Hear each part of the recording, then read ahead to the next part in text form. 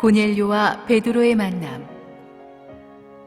사도행전 10장 23절에서 29절, 34절에서 43절 말씀입니다.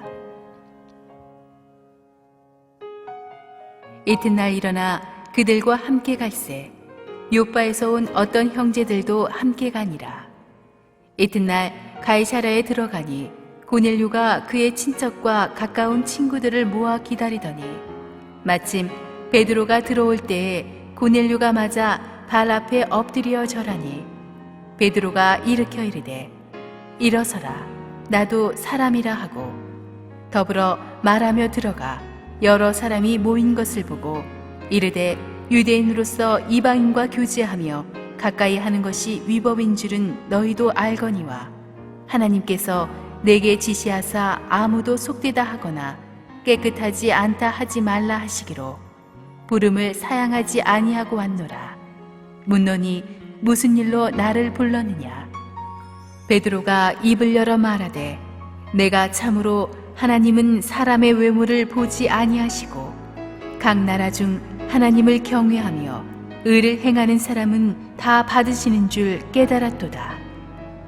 만유의 주 되신 예수 그리스도로 말미암아 화평의 복음을 전하사 이스라엘 자손들에게 보내신 말씀 곧 요한이 그 세례를 반포한 후에 갈릴리에서 시작하여 온 유대에 두루 전파된 그것을 너희도 알거니와 하나님이 나사렛 예수에게 성령과 능력을 기름 붓듯 하셨음에 그가 두루 다니시며 선한 일을 행하시고 마귀에게 눌린 모든 사람을 고치셨으니 이는 하나님이 함께 하셨습니다. 우리는 유대인의 땅과 예루살렘에서 그가 행하신 모든 일의 증인이라. 그를 그들이 나무에 달아 죽였으나 하나님이 사흘 만에 다시 살리사 나타내시되 모든 백성에게 하신 것이 아니요 오직 미리 택하신 증인 곧 죽은 자 가운데서 부활하신 후 그를 모시고 음식을 먹은 우리에게 하신 것이라. 우리에게 명하사 백성에게 전도하되 하나님이 살아있는 자와 죽은 자의 재판장으로 정하신 자가 곧 이 사람인 것을 증언하게 하셨고 그에 대하여 모든 선지자도 증언하되 그를 믿는 사람들이 다 그의 이름을 힘입어 죄 사함을 받는다 하였느니라.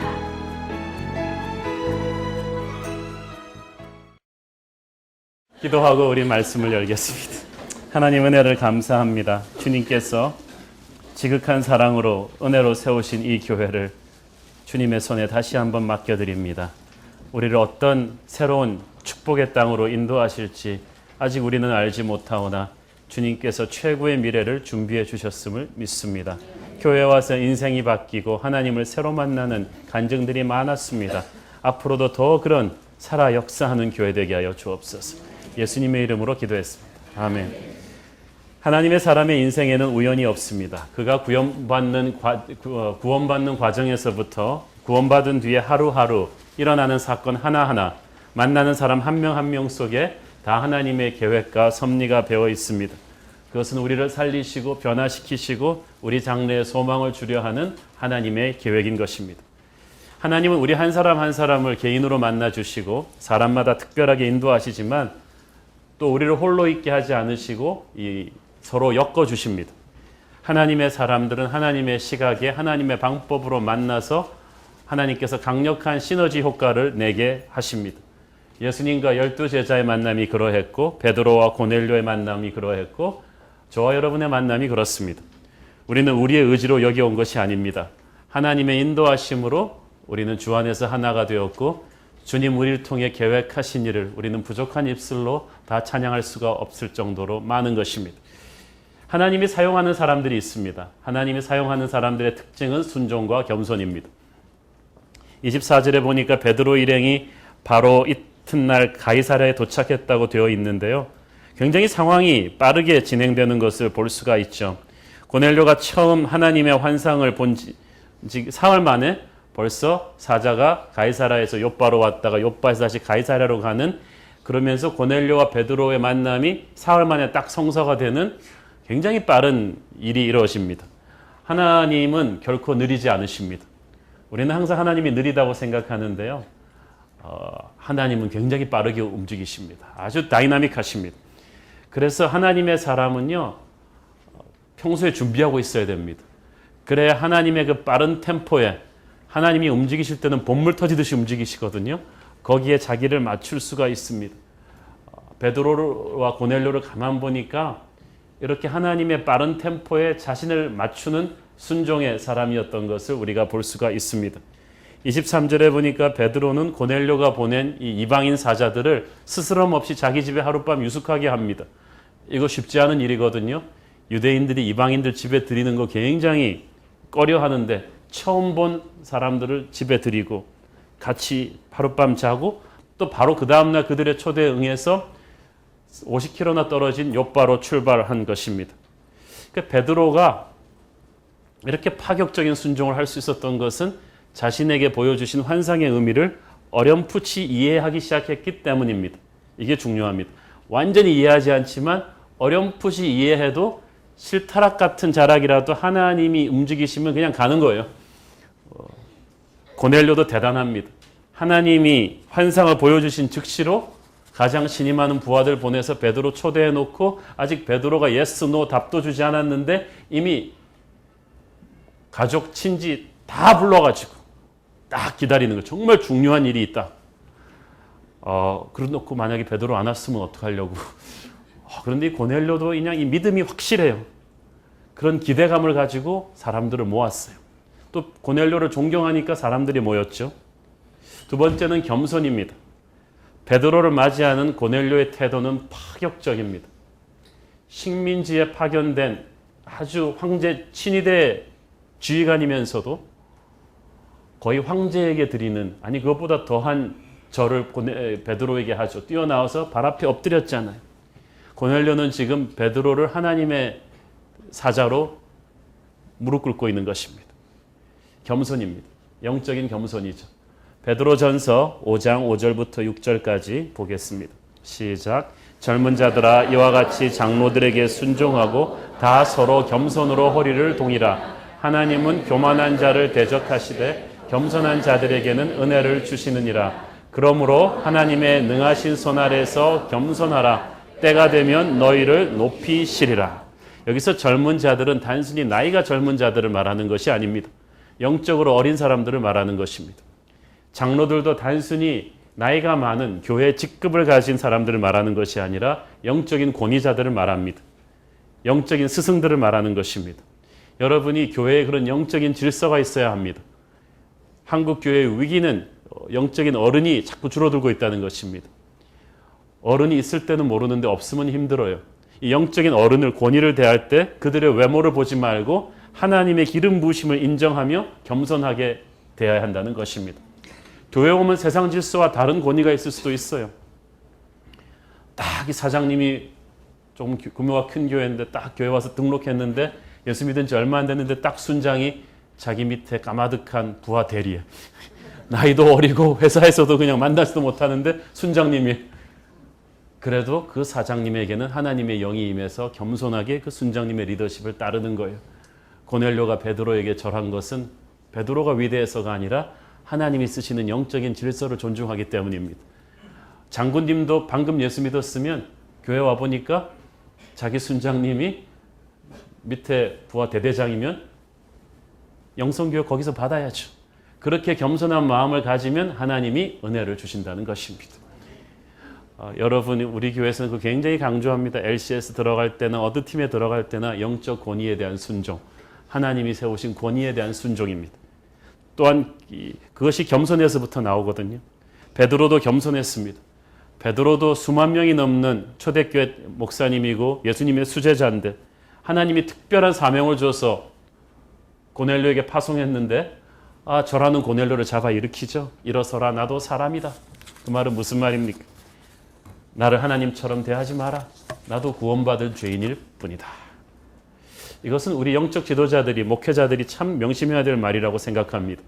교회가 큰다고 해서, 유명해진다고 해서, 능력이 있다고 해서 사람이 하나님의 영광을 받으면 안 되는 것입니다. 영광과 존귀는 모두 하나님만이 받으셔야 합니다. 그런 의미에서 이 베드로는 참 겸손한 사람이었습니다. 이 고넬료와 베드로가 둘 다 순종의 사람이고 겸손의 사람이니까 하나님이 이 둘을 다 사용할 수가 있는 것입니다. 순종하면 새로운 세계가 열립니다. 새로운 만남이 시작됩니다. 사실 베드로와 고넬료는 성령님의 중재가 아니었으면 평생 얼굴 볼 일 없는 사람들 아닙니까? 사회적인 배경이 너무 달라요. 유대인, 이방인, 어부 출신, 그리고 로마의 특급 장교. 배경이 너무 다른데 성령의 인도로 만난 사람들이었기 때문에 아주 만나자마자 굉장히 서로 오래전부터 알던 사람처럼 친해졌어요. 27절에 보니까 도착하자마자 서로 더불어 말하며 그냥 서로 담수하면서 자연스럽게 들어갔다는 것입니다. 친구처럼. 이 어색해지기 쉬운 첫 만남, 너무나 다른 사람들이 만났는데 여러분 성령 안에서 만나면 그렇습니다. 그 하나님의 대사를 쓰는 김하중 장로님이 이제 자기 딸 사윗감을 위해서 기도를 많이 하는데 하나님께서 확신을 주신 거예요. 근데 여러 가지 이제 어떤 위치에 있는 고위 공직자가 되면 복잡한 생각이 많잖아요. 어느 정도 가문끼리 격도 맞춰야 되고 뭐 이런 여러 가지 혼수 문제는 복잡한 게 많은데 하나님께서 걱정하지 마라. 너의 사윗감은 내가 보여줄 것이다. 하고 딸이 30이 될 때까지 별로 걱정을 안 하는 거야, 아버지가. 하나님이 보여주신다고 그랬다는 거지. 그래갖고 이제 딸이 이제 자기 사귀는 남자를 아버지 소개시켜 주겠다고. 그래서 이제 이분이 갔는데 사실 그쯤 되면은 이제 그 정도뿐이면 그쪽 사돈될 집안 조사를 좀 해야 되잖아요. 어떤 사람인지, 저 사위는 어떤 사람인지 조사를 해야 되는데 자기는 기도해 보니까 마음이 너무 평안했는데 생전 처음 딱 만났는데 딱 보니까 자기 사위더래요. 그래서 딱 그랬더. 내 사위네? 그냥 기도를 많이 하고 갔더니 그냥 하나님이 네 사위다. 그래갖고 그냥 밥 먹고 날짜 잡았더니 그냥 첫 만남에서부터 하나님께서 제가 이게 거짓말이 아닌가 봤더니 고넬료 베드로도 그런 거예요. 여러분 어떤 인생에서 중요한 만남을 할 때 기도를 준비하십시오. 기도를 많이 하고 가면 지금 사위감, 며느리감, 남편감, 아내감 뭐 이렇게 다 참고 있는 깜깜깜 이렇게 참고 있는 분들이 있는데 걱정하지 마시고 지금부터 기도로 준비하십시오. 성령께서 인도하셨습니다. 여러분이 성령께서 인도해서 온 교회면 딱 오면서 여러분 느낌이 들 거예요. 예배 끝나고 나면서 이거 내 교회네? 이거 우리 교회네? 그 느낌이 드니까 하나님이 주신 그 영감으로 기도한 것입니다. 베드로도 딱 들어가 보니까 이 고넬료를 비롯한 로마의 하이 클래스가 딱 가득 차 있는데 영적인 열기가 있는 걸 보고 놀란 거예요. 목사가 집회하러 가보면 딱 알거든요. 이 청중의 영적인 진지함을. 자, 그런데 이 순종의 세계란 한 걸음씩 나가는 것입니다. 재미있는 사실은 그 난리를 쳐갖고 베드로와 고넬료가 만났는데 하나님을 음성을 듣고 순종해서 서로를 만나게 되었는데 히트는 둘 다 왜 만났는지 모른다는 사실입니다. 만나가지고 베드로가 이 29절에 보세요. 저는 이걸 굉장히 재밌습니다. 29절을 보십시오. 시작. 부름을 사양하지 아니하고 왔노라 묻노니 무슨 일로 나를 불렀느냐. 베드로는 자기가 지금 선입관을 깨고 이방인의 집에 왔다는 것까지 순종한 거예요. 그리고 자기가 스스로 기특하다고 생각했는데 갑자기 고넬료 앞에 서니까 새삼스럽게 그 생각이 난 거예요. 내가 여기 왜 왔지? 내가 이 사람을 왜 만나고 있지? 그래서 고넬료한테 물어봤어요. 왜 불렀냐? 그랬더니 고넬료의 대답은 더 걸작입니다. 사도행전 10장 30절 33절까지 읽어보겠습니다. 시작. 고넬료가 이르되 내가 나흘 전 이맘때까지 내 집에서 제 구시 기도를 하는데 갑자기 한 사람이 빛난 옷을 입고 내 앞에 서서 말하되 고넬료야 하나님이 내 기도를 들으시고 내 구제를 기억하셨으니 사람을 욥바에 보내어 베드로라 하는 시몬을 청하라. 그가 바닷가 무두장이 시몬의 집에 유숙하느니라 하시기로 내가 곧 당신에게 사람을 보내었는데 오셨으니 잘하였나이다. 이제 우리는 주께서 당신에게 모든 것을 듣고자 하여 다 하나님 앞에 있나이다. 베드로가 무슨 일로 불렀어? 그랬더니 고넬료가 한참 얘기한 다음에 당신한테 하나님이 얘기했죠? 당신이 대답하라는 거예요. 갑자기 베드로가 머리가 복잡해졌어. 하나님이 내게 뭘 말씀하셨지? 거의 이 봉숭학당 수준으로 지금 둘이 대화하고 있는 거예요. 베드로는 고넬료에게 너 나를 왜 불렀니? 고넬료는 하나님이 주신 말씀이 뭔지 그러지 말고 빨리 얘기해봐라. 서로 그러고 있는데 이게 진짜 정직한 상황입니다. 둘 다 그 시점까지 정확하게 왜 만났는지 모르고 있어요. 그런데 이것이 순종의 기가 막힌 메시지를 담고 있습니다. 자, 고넬료도 하나님의 크신 뜻을 풀 플랜을 다 몰랐어요. 그냥 하나님이 보여주신 데까지만 알았습니다. 그래서 그 다음은 뭐에 그렇게 물어보지 않았다는 거예요. 일단 하나님이 보여주신 것만큼 순종하고 봤어요. 베드로도 끝까지 각본의 끝을, 시나리오의 끝을 몰랐어요. 베드로도 하나님이 보여주신 데까지만 순종하고 온 것입니다. 그래서 둘 다 만나게 되었는데 히트는 만나서 둘 다 그 다음 작전 계획을 몰랐다는 거죠. 우리 왜 만났지? 그러고 있습니다. 그런데 이게 봉숭아학당 같지만 이것이 영적인 사람의 인생입니다. 하나님의 사람이 그런 거예요. 완전히 다 알고 순종하는 게 아니에요.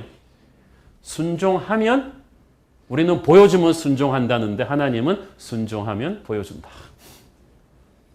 누가 하나님의 음성을 듣습니까? 순종하며 살아온 사람이 들어요. 깐깐한 사람은 절대 하나님의 음성 못 듣습니다. 하나님의 음성이 안 들린다 그런 사람은 안 듣게 생겼어요. 순종한 적이 없는데 그 사람한테 하나님이 왜 하나님도 재미가 없잖아요. 순종을 해야지 계속 그 다음을 열어줄 텐데 75세 된 아브라함 안정적이고 풍요로운 삶을 살고 있던 그에게 오셔서 너의 고향 친척 아비 집을 떠나라 그랬으면 목적지가 확실해져야 될 거 아니에요. 아, 거기 가보면 아파트 평수가 더 좋아. 거긴 더 좋은 곳이야 라고 얘기를 해줘야 되는데 내가 지시한 땅도 아니고 내가 지시할 땅으로 가라. 가면 보이게 된다는 거예요. 이 말이 무슨 말이냐 하면요.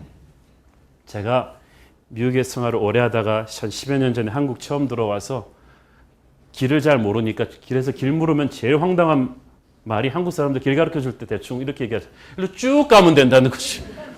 그냥 쭉 가면 된대.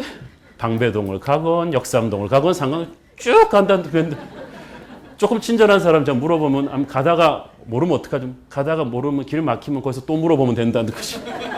처음에는 황당한 거예요. 그런데 저도 한 한국에서 1년 살다 보니까 저도 남한테 길을 그렇게 가르쳐 주고 있는 것이 아니 제가 이천동에 사는데 이천동에서 이렇게 강변으로 빠지는 길이 복잡하잖아요. 거기서 뭐 올림픽 경기장 어떻게 가야 되는데 그걸 어떻게 설명해 줘요. 그래서 저도 절로 쭉 가면 된다. 가면 거기 서 있는 사람한테 물어보면 되는 거죠. 근데 보니까 하나님이 한국 사람이에요. 그냥 가라는 거예요. 그래서 그냥 가는 거예요. 마지막 결론까지 설명을 안 해줘요. 그냥 여기서 그 다음 지점까지 필요한 만큼 보여주시고 인도하시는데 여러분 사업해 보신 분들은 아실 거예요. 우리가 치밀하게 기획하고 준비했다고 생각했던 모든 사업의 대박이 우연이라는 것을. 그냥 어떤 사건 같은 게 터졌는데 딱 잡고 확 간 거예요. 그렇기 때문에 그게 인생, 하나님의 사람은 특히 그렇습니다. 결론이 어떻게 날지 몰라도 일단 오늘 보여주시는 것만큼 순종하고 가야 돼요. 그러면 그 다음에 순종을 한 사람이 다음 지점으로 가는 길을 보게 될 것입니다. 아, 이게 굉장히 신비한 거예요. 우리 아우리치 팀 보내면 이것 때문에 죽으려고 그럽니다, 다들. 치밀하게 계획하고 준비한 사람들은 풀 패키지로 해야 되는데, 근데 이게 우리 인생의 미니처 훈련이거든요. 제가 새로운 게 개척하면서 여기 2년 후의 그림도 몰랐어요. 이렇게 1,500명의 아름다운 성도들이 이런 그림을 그릴 줄 제가 꿈에나 알았겠습니까? 그냥 조금씩 하면서 하나님이 보여주신 거예요. 하면서도 불안해요. 순종하면서도 내가 그 사람들이 100% 확신하고 하는 거 아니에요. 베드로 보십시오. 28절 시작. 이르되 유대인으로서 이방인과 교제하며 가까이 하는 것이 위법인 줄은 너희도 알거니와 하나님께서 내게 지시하사 아무도 속되게 하거나 깨끗하지 않다 하지 말라 하시기로 제가 교집을 꺾었다는 것입니다. 그러니까 베드로도 아주 솔직하게 자기가 아직도 갈등하고 있다는 걸 고백하는 거예요. 사실 고넬료 입장에서는 기분 나쁜 말이죠. 아니 뭐 누구는 너 집에 들어오는 게 좋은 줄 알아. 유대인으로서 이방인 무시하는데 속으로 그랬을 거예요. 너처럼 가방끈 짧은 사람이 우리 집에 들어오는 거 처음이다. 그 VIP들만 들어오는 로마 장교의 집에 갈릴리 수산업회 회장 정도 했던 사람이 들어와가지고는 막 나는 이방인의 집에 안 들어오는데 이 얘기하고 있으니까 듣는 고넬료 식구들도 기가 차, 양쪽이 다 기분 나쁜 상황인데 그러니까 둘 다 하나님이 하라 그랬으니까 서로를 만났지만 속으로 불안해요. 생각이 막 복잡한 거 여러분 걱정하지 마세요. 우리가 보는 모든 하나님의 일꾼들 100% 확신하고 하는 것 같은 사람들이 실은 확신이 없어요. 목사님들이 여러분 생각하는 것보다 믿음이 있는 줄 아세요? 복잡해요. 선교지 가 있는 사람들은 뭐 다 100% 확신하고 거기 가 있습니까? 거기 가서 두부 한 몫값으로 막 싸우고 있고요. 막 그 사람들도 생각이 복잡해요. 그렇지만 순종하고 온 사람들이에요.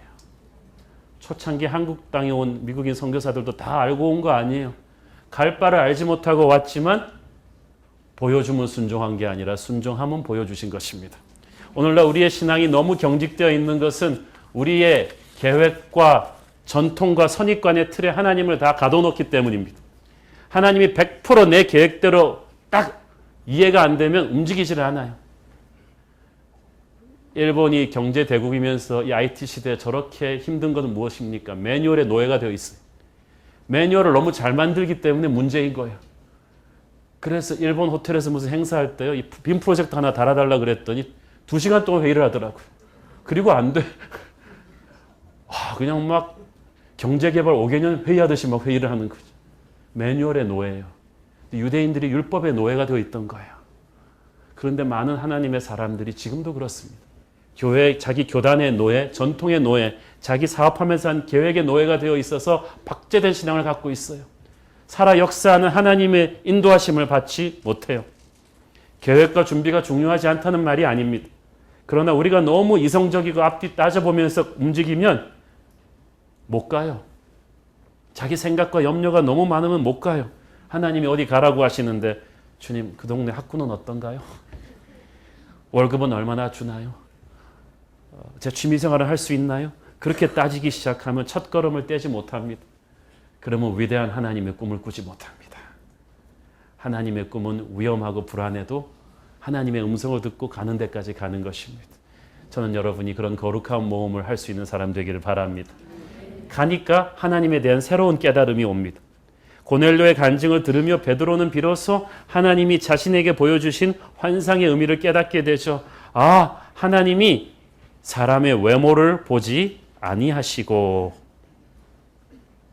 하나님이 사람의 외모를 보지 아니하시고, 그러니까 유대인이냐 아니냐에 구애받지 않으시고, 내가 환상에 보았던 그 부정한 짐승들이 바로 내가 무시하던 이방인들이었구나, 그 짐승을 먹으라는 것은 이방인도 품에 안으라는 뜻이었구나 라는 것을 깨달은 거예요. 로마서 10장 12절 13절 시작. 유대인이나 헬라인이나 차별이 없음이라 한 분이신 주께서 모든 사람의 주가 되사 그를 부르는 모든 사람에게 부요하시도 주의 이름을 부르는 자는 구원을 받으리라. 베드로는 31절 32절에서 모든 열방과 백성을 차별 없이 품으시는 하나님을 새롭게 깨닫게 된 것입니다. 이것은 대단한 고백입니다. 베드로가 누굽니까? 이 사람은 예수님과 3년 동고동락하면서 제자훈련 받은 사람입니다. 직통 계시를 받은 사람이잖아요. 주님의 십자가, 부활, 승천을 다 코앞에서 목격하고 오순절 성령 강림 사건의 한가운데 있었습니다. 예루살렘의 첫 번째 기적, 안진뱅이를 일으키는 기적의 주인공이었고 3,000명을 설교에서 회심시킨 사람이었습니다. 그 정도 사람이면 하나님 알 만큼 알지 않을까요? 우리로 치면 새가족 5주과정, 바이블 마스터, 바이블 아카데미, LCS 끝내고 신학교 가서 목사 안수까지 받은 사람입니다. 그런데 그 베드로가 하나님에 대해서 지금 새로 깨달았다는 것입니다. 여러분, 하나님은 그토록 크신 분입니다. 우리가 생각하는 것보다 훨씬 생각이 크시고 능력이 크시고 사랑이 크셔서 영적인 세계에서 졸업은 없어요. 하나님을 알면 알수록 내가 하나님에 대해서 너무 무식했다는 것을 깨닫게 됩니다. 저도 모태신앙이죠. 대학교 때부터 제가 분석하고 연구 안 해본 국내외 제자훈련 교재는 없습니다. 기도도 할 만큼 했고 신학교도 나왔고 목회한 지 23년 됐지만 지금도 하나님에 대해서 깜짝깜짝 놀랍니다. 이렇게 크신 분이었는가? 이렇게 새로우신 분이었던가? 그분은 아침마다 새롭고 늘 새로우십니다. 우리는 아직도 한참 멀었습니다. 우리의 옛 자아와 내가 좀 안다고 생각하던 것이 계속 깨어져야 합니다. 우리 새로운 교회에 오셔서 자기의 모태신앙으로 인으로서 가졌던 교만과 선입관이 다 깨져가는 그런 경험들을 우리는 하고 있지 않습니까? 베드로가 깨달은 거예요. 내가 옹졸했구나. 우리 하나님이 크신 분이었구나. 저 열방의 이방인들을 품는 분이었구나. 율법이 중요하지 않다는 게 아니라 그것은 초급 인문 교과서에 불과했구나. 새로운 시대가 열리는구나. 저는 하나님에 대한 여러분의 시각이 새롭게 바뀌기를 바랍니다. 날마다 새로워지는 거예요. 그래야 우리의 경직된 믿음 생활에 브레이크드루가 열립니다. 이 하나님을 알게 되면 자신을 알게 됩니다. 자신을 알게 되면 자기가 무엇을 해야 하는지를 알게 되죠. 베드로는 이제 그럼 내가 고넬료 같은 이방인에게 예수 믿을 수 있도록 설교해야 되는구나. 그래서 36절부터 전도 설교가 쫙 나옵니다. 사도행전 곳곳에 나오는 베드로, 바울, 스테반의 이 복음 설교는 버전은 다르지만 얼마나 볼 때마다 새로운지 모르겠어요. 베드로의 복음 설교의 핵심은 나사렛 예수를 소개하는 것이었습니다. 37절에 보니까 너희도 알거니와, 이것은 예수님의 행적을 너희 아직 예수님을 안 믿는 사람들도 안다는 거예요. 그만큼 유명한 뉴스였으니까.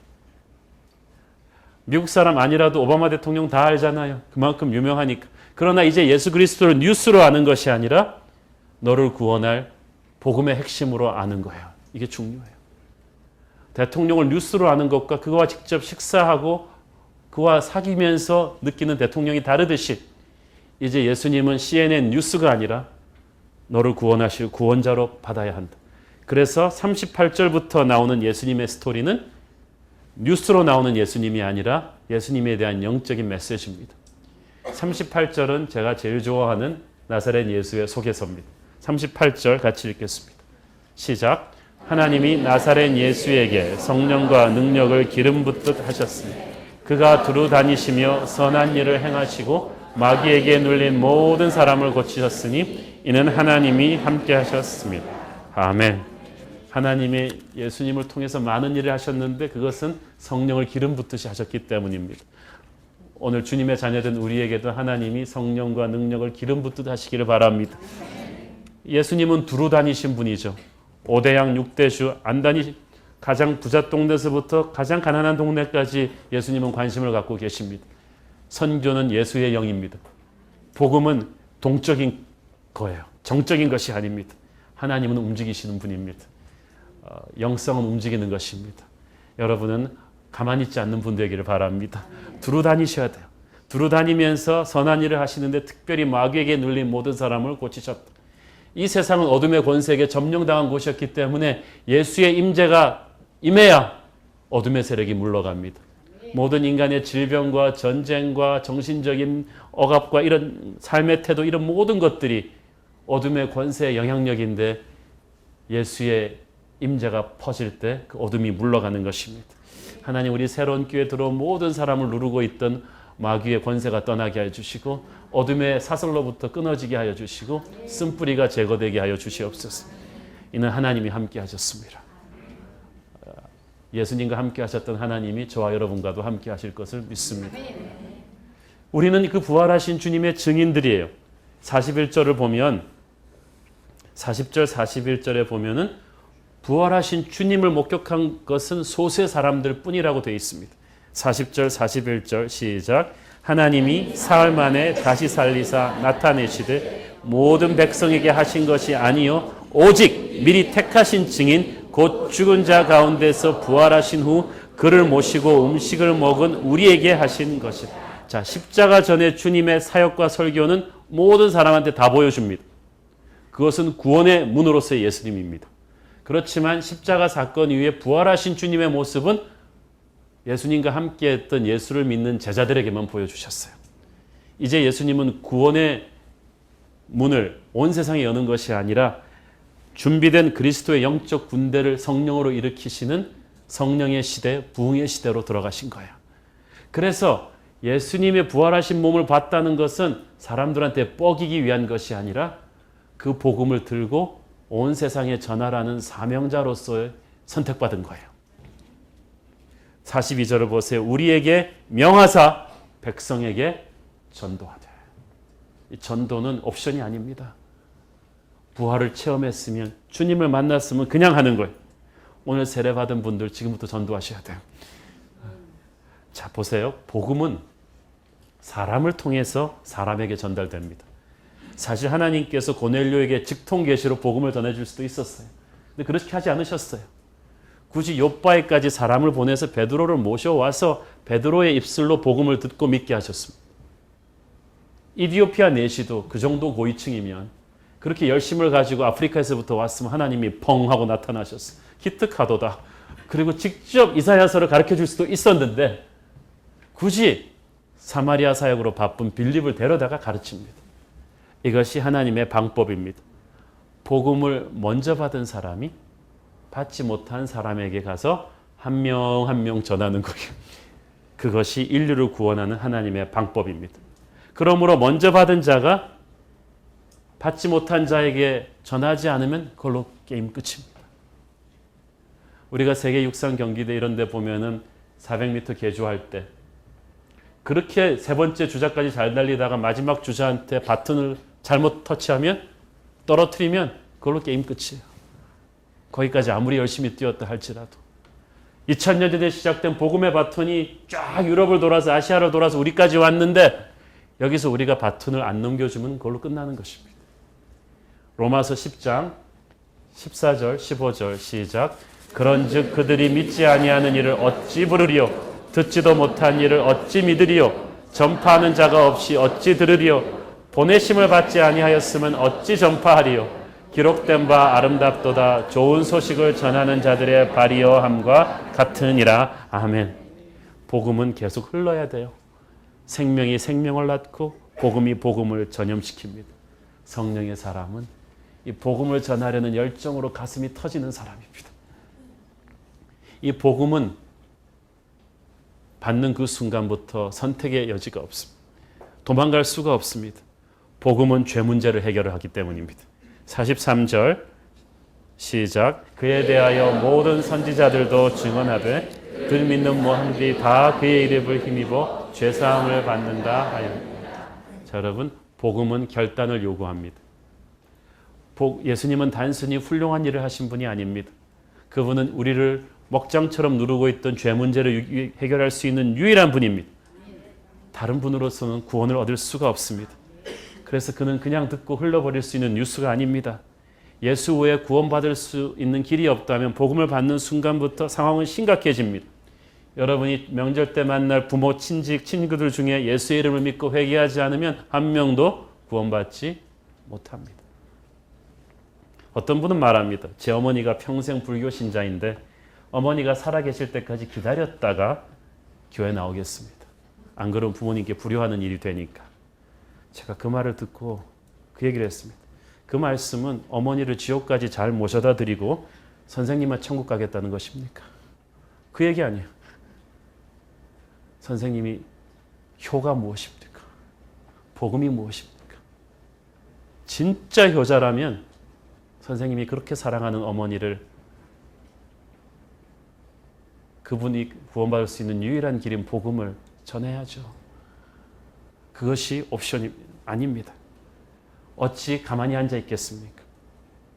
사도행전 3장 19절 20절 보겠습니다. 시작. 그러므로 너희가 회개하고 돌이켜 너희 죄 없이 함을 받으라. 이같이 하면 새롭게 되는 날이 주 앞으로부터 이를 것이요 또 주께서 너희를 위하여 예정하신 그리스도 곧 예수를 보내시리니.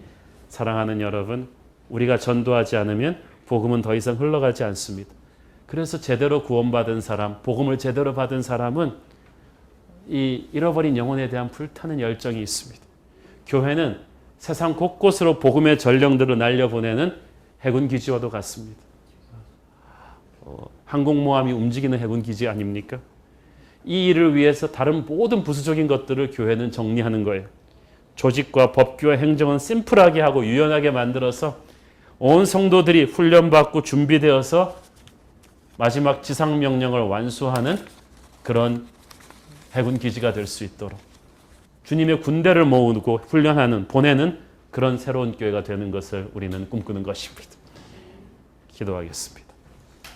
주님, 오늘 고넬료와 베드로의 만남을 인도하신 하나님의 섭리에 감사드립니다. 우리 새로운 교회 성도들이 그렇게 주님의 인도하심을 받고 여기에 모였다고 믿습니다.